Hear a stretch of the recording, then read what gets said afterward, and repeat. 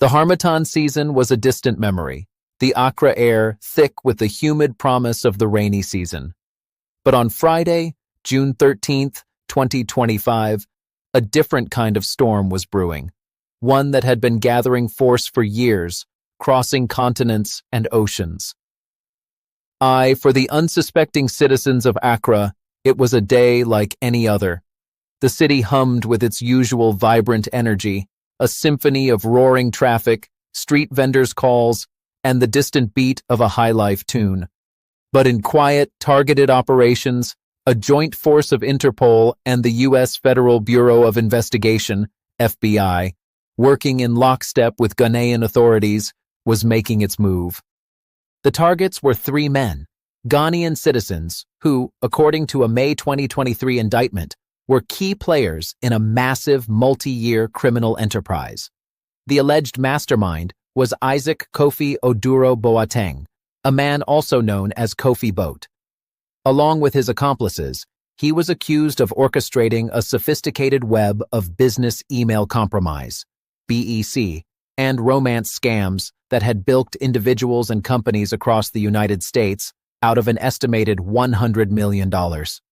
For years, Boateng's syndicate had allegedly operated in the shadowy corners of the internet, masters of digital deception. Their methods were both cunning and cruel. In their BEC schemes, they would impersonate company officials, sending deceptively legitimate-looking emails that tricked unsuspecting employees into wiring large sums of money to accounts controlled by the syndicate.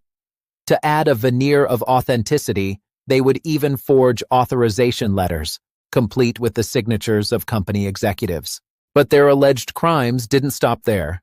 The syndicate is also accused of preying on the lonely and vulnerable in elaborate romance scams.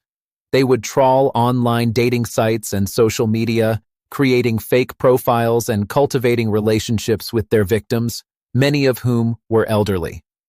They would then concoct elaborate stories of needing financial assistance for business ventures or personal emergencies, manipulating their victims' emotions to extract money. The arrests were the culmination of a painstaking investigation, a testament to the growing international cooperation in the fight against cybercrime. The extradition request had come from the U.S. Department of State, a clear signal of the gravity of the charges. On Monday, June 16th, the three men were remanded into police custody by an Accra magistrate court, the first step in a legal process that will likely see them facing justice in a New York courtroom. The news sent ripples through Ghana and beyond. It was a stark reminder that in our hyper-connected world, the consequences of crime can be felt thousands of miles away. But it was also a story of hope, a demonstration that international borders are no longer a shield for those who seek to exploit others from behind a computer screen. As the investigation continues and the full extent of the syndicate's operations comes to light, one thing is clear. The digital dragnet is tightening, and for those who believe they can act with impunity in the borderless realm of cyberspace, the long arm of the law is getting longer every day.